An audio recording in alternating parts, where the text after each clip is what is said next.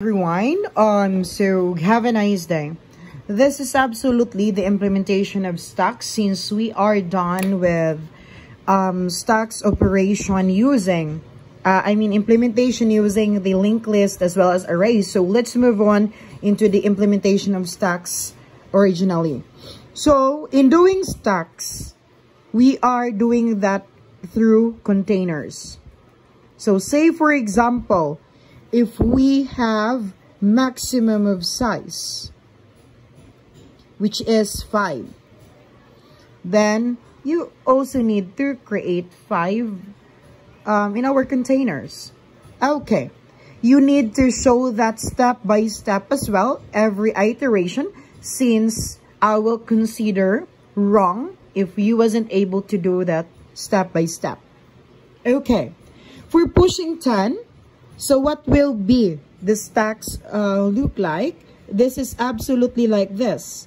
So for example, we do have here stacks of maximum of size. So we push 5 at the bottom part.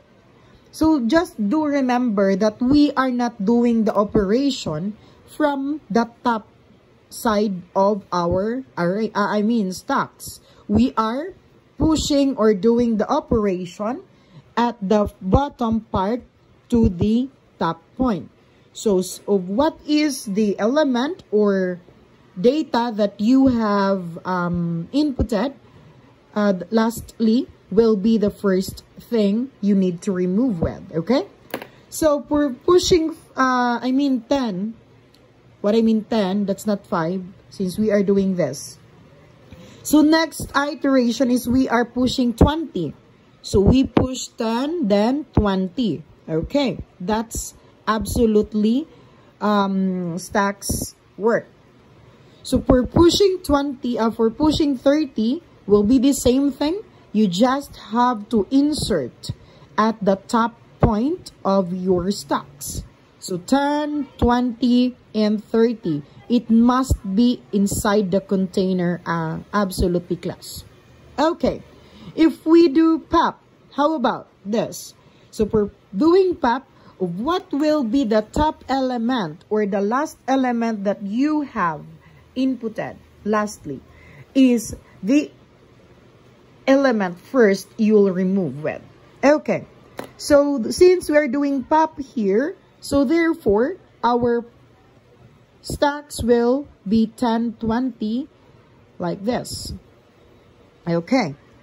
So if we push 40, so 10, 20, 40. Okay, that's absolutely our stacks pushing the 40. And for pushing 50, 10, 20, 40, and 50. And just please do remember that doing stacks is definitely like this, and please be careful in doing this incrementally or gradually, since you need to also be careful, because if you are having declaring here 5 size maximum, so in your stacks, if you are pushing more than the 5 size, therefore your element or your stacks will definitely be overflow if you push more than 5 element. How about class if we do have like this and 0 element? Then if you do pop, therefore the operation will say that your stacks is underflow.